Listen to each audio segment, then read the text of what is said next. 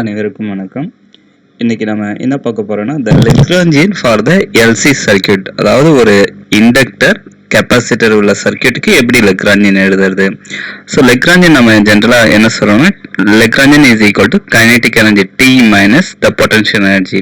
ஆனா இங்க எங்க கைனெட்டிக் எனர்ஜி இருக்கு, எங்க பொட்டன்ஷியல் எனர்ஜி இருக்கு, அதான் ஃபர்ஸ்ட் நம்மளுடைய கொஸ்டின். நம்ம ஃபர்ஸ்ட் என்ன செய்யலாம்னா வாட் இஸ் ஸ்டோர்டு எனர்ஜி இந்த கெப்பாசிட்டர்னு பார்க்கலாம், ஸ்டோர்டு எனர்ஜி இந்த இண்டக்டர், அதுக்கப்புறம் எதை நம்ம கைனெட்டிக்கா சூஸ் பண்ணலாம், எதை பொட்டன்ஷியலா சூஸ் பண்ணலாம்னு கெஸ் பண்ணிட்டோம்னா நம்ம ஈஸியாக லெக்ராஞ்சியன்ல சப்ஸ்டிட் பண்ணலாம், ஈக்குவேஷன் மோஷன் ரைட் பண்ணலாம். இப்போ நம்ம ஃபர்ஸ்ட் எனர்ஜி த ஸ்டோர்ட் இன் ஏ கெப்பாசிட்டர் எப்படி கண்டுபிடிக்கிறது. ஸோ இதுதான் கெப்பாசிட்டர். ஸோ கெப்பாசிட்டருக்கு த வோல்டேஜுக்கும் கரண்ட்டுக்கும் உள்ள ரிலேஷன் என்னன்னு பார்த்தீங்கன்னா த கெப்பாசிட்டர் ஆருக்கு வோல்டேஜுக்கும் சார்ஜுக்கும் ஆக்சுவலாக கரண்ட் இங்கே இருக்காது, த சார்ஜ். ஏன்னா இது வந்து கரண்ட் பாஸ் ஆனாலுமே இங்கே என்னவா ஸ்டோர் ஆகும்னா த சார்ஜாக ஸ்டோர் ஆகும். சப்போஸ் கரண்ட் இங்கே போச்சுன்னா இங்கே பாசிட்டிவ் சார்ஜ் ஸ்டோர் ஆகும், இங்கே வந்து என்ன செய்யுதுன்னா நெகட்டிவ் சார்ஜ் ஸ்டோர் ஆகும். So the voltage developed across a capacitor என்ன சொன்னால் the charge divided by the capacitance or charge is equal to capacitance time voltage. So இதுதான் ஃபர்ஸ்ட் டெஃபினேஷன், நமக்கு தெரிஞ்ச definition. The power across a capacitor or any electronic component என்னன்னு சொல்லணும் the voltage time the current. இதுதான் என்னன்னா பவர்னு சொல்லுவோம். நமக்கு voltage எவ்வளோன்னு தெரியும். ஸோ அதுக்கப்புறம் நமக்கு தெரிய வேண்டிய டெஃபினேஷன் என்னன்னா த எனர்ஜி அக்ராஸ் எனி காம்போனன்ட் இந்த எலக்ட்ரானிக் சர்க்யூட் என்ன சொல்லுவோம்னா the energy is equal to integral over power time the time, அதாவது மெஷர்மெண்ட் டைம். அதாவது 0 டு சப்போஸ் நான் மெஷர் பண்ணுற டைம் வந்து T1னா the 0 to T1 time power time the dt. இதான் integral over the time period of the power is equal to energy. இப்போ இது மூணு definition தெரிஞ்சாலே எனர்ஜி அக்ராஸ் கெப்பாசிட்டர் என்னன்னு கண்டுபிடிச்சிடலாம். இப்போ பவர்ல வோல்டேஜ் சப்ஸ்டிட் பண்ணலாம். பவரில் வோல்டேஜ் சப்ஸ்டிட் பண்ணால் the power in general is equal to என்ன வரும்னா வோல்டேஜ் நமக்கு ஆல்ரெடி தெரியும் across capacitor it's Q by C times the power ஐன்னு சொல்கிறோம். ஆனால் இங்கே ஐங்கிறது ஒரு வேரியபிள், கியூங்கிறது இன்னொரு வேரியபிள். நான் ரெண்டுத்தையும் ஒரே வேரியபிளாக மாற்றுறேன். அதுக்கு என்ன செய்யணும்னா the Q divide by C.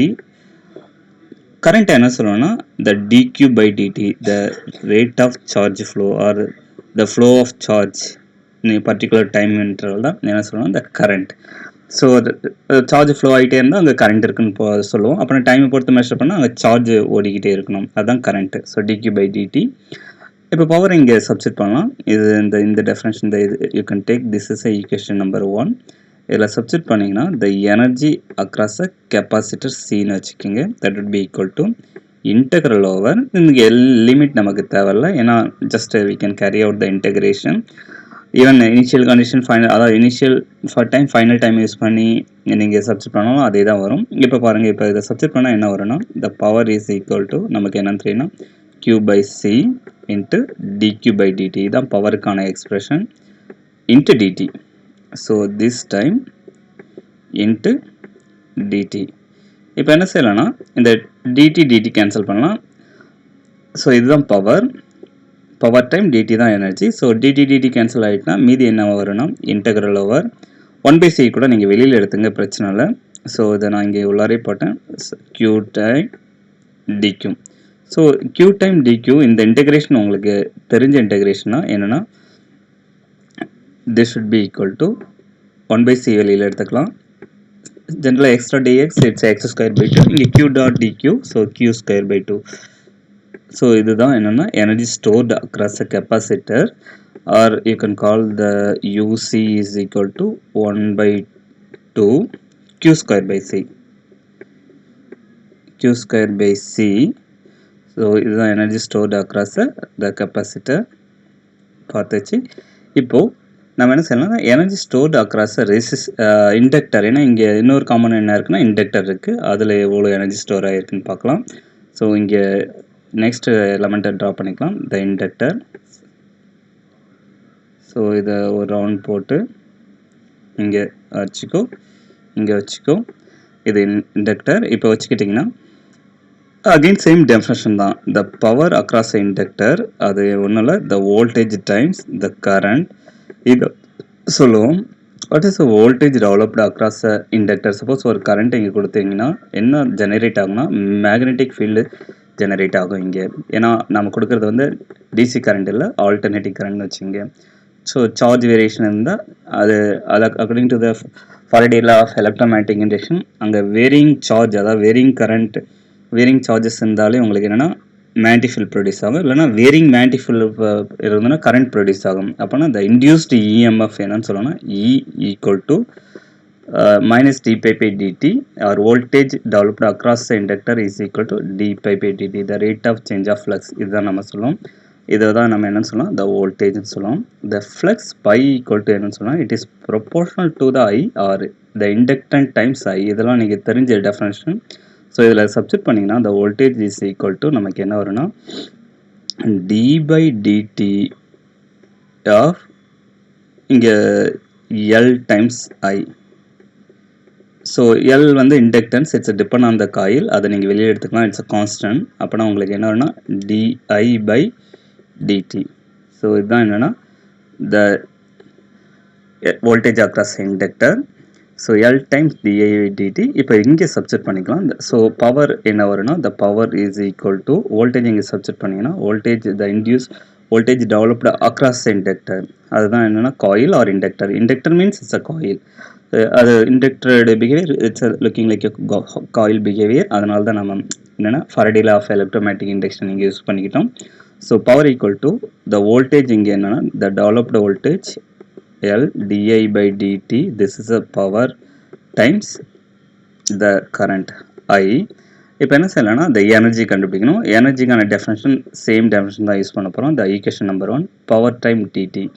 So integral over the power என்ன கிடைச்சிருக்குன்னா நமக்கு di by dt times I into this is a power time dt. so dt இதை சப்ஸ்டிட் பண்ணிக்கங்க. இப்போ இந்த dt கேன்சல் பண்ணிக்கங்க. பண்ணிட்டோன்னா நமக்கு என்ன கிடைக்குன்னா இண்டக்டர் வெளியில் எடுத்துங்க, it's constant integral over I dot DI. இதுதான் நமக்கு கிடைச்சிருக்கு. இப்போ என்ன செய்யலாம்னா I டாட் டிஐ இன்டெகிரேட் பண்ணால் I square by 2. So L I square by 2. இல்லைனா நம்ம ஃபைனலாக எப்படி எழுதலாம்னா the energy stored across the inductor or the energy across the inductor it's equal to half time the inductance of the inductor times the I square. I வந்து ஏன்னா இங்கே energy store எப்படின்னா charge எழுதியிருக்கும், ஐயும் சார்ஜ் எழுதுனா dq by dt.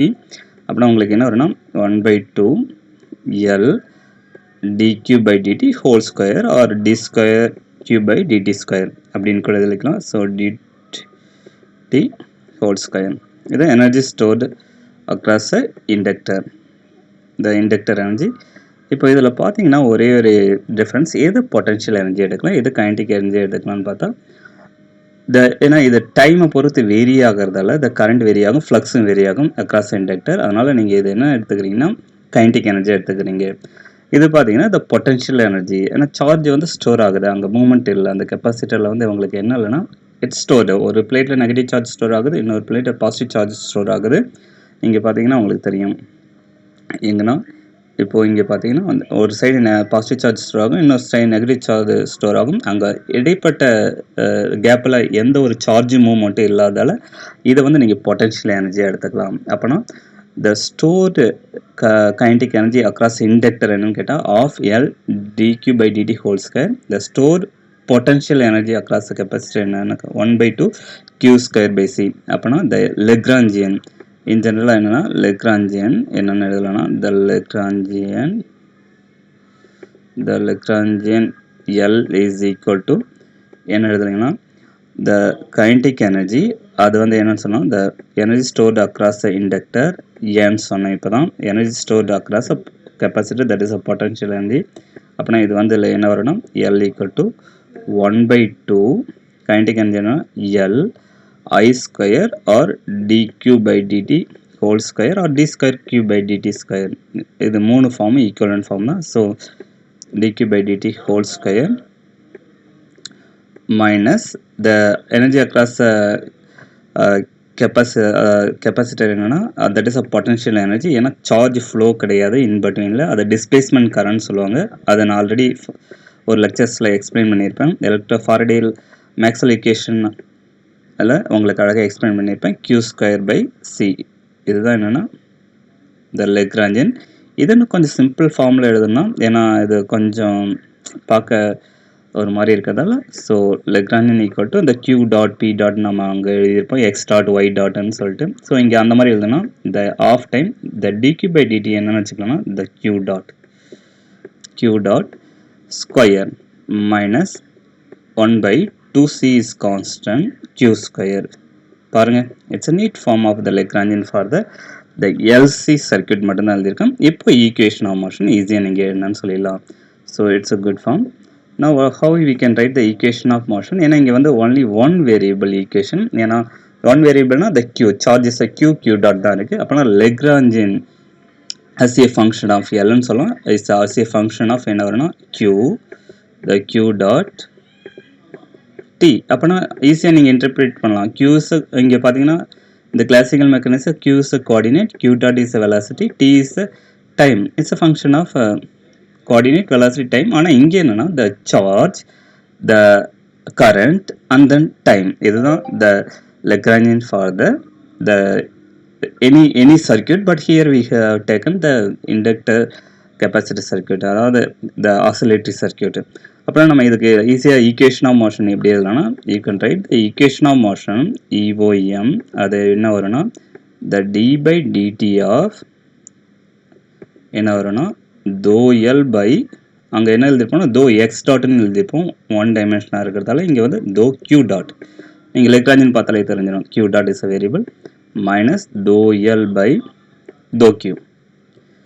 So இதுதான் என்னன்னா the equation of motion of the LC circuit. இப்போ இது என்ன செய்யலாம்னா நீங்கள் ஈஸியாக சால்வ் பண்ணலாம். எப்படி இல்லைன்னா d by dt of dou L by dou q dot. பாருங்கள், இதை q டாட்டை பொறுத்து டிஃப்ரென்ஷியேட் பண்ணிங்கன்னா ஃபர்ஸ்ட் டேர்மில் q டாட் இருக்குது, ரெண்டாவது டேர்ம் 0 ஆகிடும். இதை டிஃப்ரென்ஷியேட் பண்ணிங்கன்னா உங்களுக்கு என்ன வரும்னா 1 by 2 L q டாட் ஸ்கொயரை டிஃப்ரென்ஷியேட் பண்ணிங்கன்னா 2 q டாட்.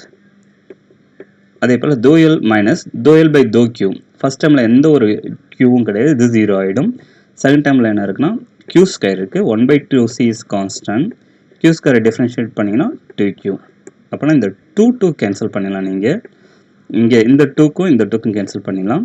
இப்போ d by dt இது மேலே ஆக்ட் ஆச்சுன்னா L வெளியே எடுத்துங்க கான்ஸ்டன்ட். இது வந்து என்ன வரும்னா q double dot minus 1 by c q is equal to 0.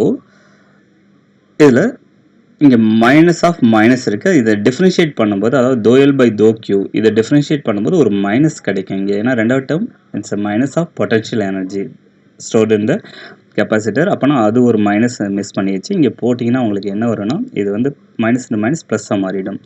இப்போ இந்த எனக்கு ஃபஸ்ட்டு செகண்ட் டெரிவேட்டிவ் இருக்கிறதால இங்கே இது q டாட் இருக்குது, இதை டிஃப்ரென்ஷியேட் பண்ணிங்கன்னா so D square by DT square. இப்போ என்ன செய்யலாம்னா இது q டாட் இருக்கிறதால நம்ம இதுக்கு முன்னாடி இருக்க கோஎஃபிஷியன்ட் நமக்கு வேணாம். அதனால் இந்த ஹோல் ஈக்குவேஷனையும் எதால் டிவைட் பண்ணலாம்னா you have to divide by L. எல்லால் டிவைட் பண்ணிங்கன்னா உங்களுக்கு என்ன வரும்னா q டபுள் டாட் ப்ளஸ் இதை டிவைட் பண்ணிங்கன்னா one by LC into q. 0 divide பண்ணி 0 தான், இட்ஸ் ஈக்குவல் டு 0. இது பார்த்தீங்கன்னா ஒரு secondary differential simple harmonic motion equation. So இது பார்த்தீங்கன்னா பாருங்கள், இங்கே செகண்டரி டெரிவேட்டிவ் இது q 1 பை எல்சி. அப்போனா நம்ம அதாவது இன் ஜென்ரலாக என்னென்னா ஒரு ஹார்மானிக் ஈக்குவேஷன் கூட கம்பேர் பண்ணால் D square by DT square plus omega square theta is equal to 0. So அப்போனா இந்த டீட்டாக்கு பக்கத்தில் இருக்க டேர்ம் தான் என்னன்னா ஃப்ரீக்வன்சி ஆஃப் ஆசிலேஷன்.